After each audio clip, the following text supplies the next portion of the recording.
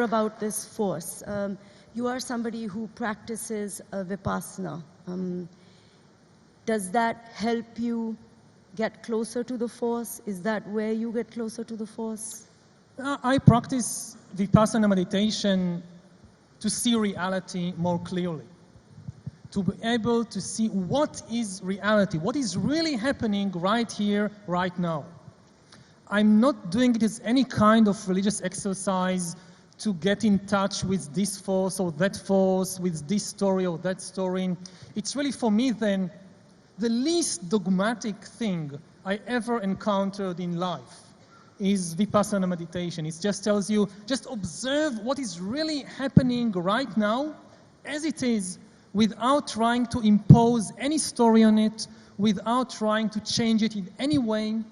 I mean, I remember the first time I went to a course, and the first instruction I got from the teacher was observe your breath.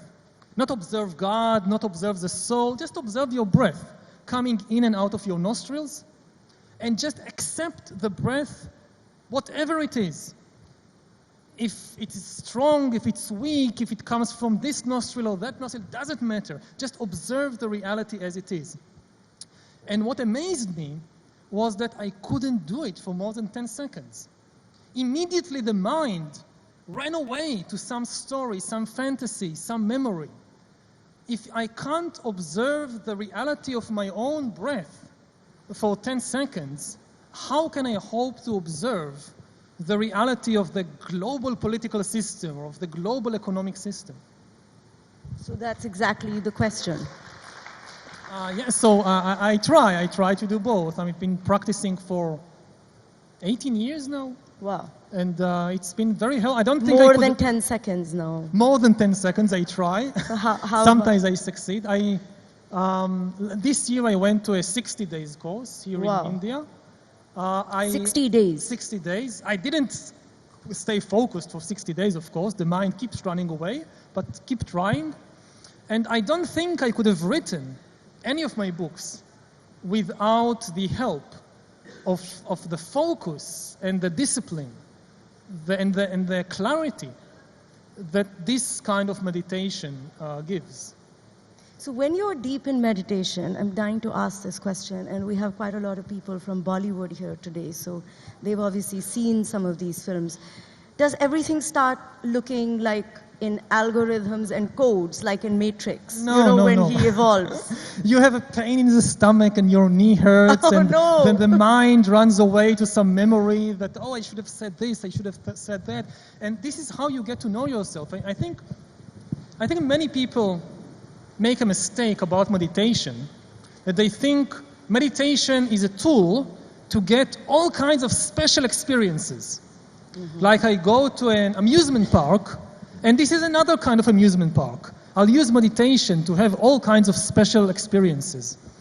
And actually, I think the most important benefit of meditation is to get to know the most ordinary, daily, natural patterns of your mind and of your body.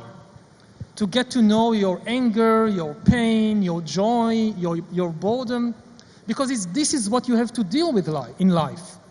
If meditation is a kind of vacation, like for a couple of days I have these special experiences, but then for most of the year I still have to deal with my anger and my boredom, it didn't really help me. Is this the purpose of life? Is this the purpose of life? As you see it. Well, I think that the key to a good life is to be able to observe reality as it is. To really what is the truth about myself and about the world, without running away to all kinds of fantasies and stories and fictions. And I think if you can observe to some degree reality as it is, you won't just be a much better person, but you will probably be a much more peaceful and happy person, because the deep source of so much of our personal and collective problems is in the fantasies that we create And then we mistake them for reality. And then we try to impose them on reality. And we get extremely upset when it doesn't work, when reality doesn't conform to our favorite fantasy. But it's also part of the paradox, because what you're saying is sit quietly in meditation, go in, and then we have all this technology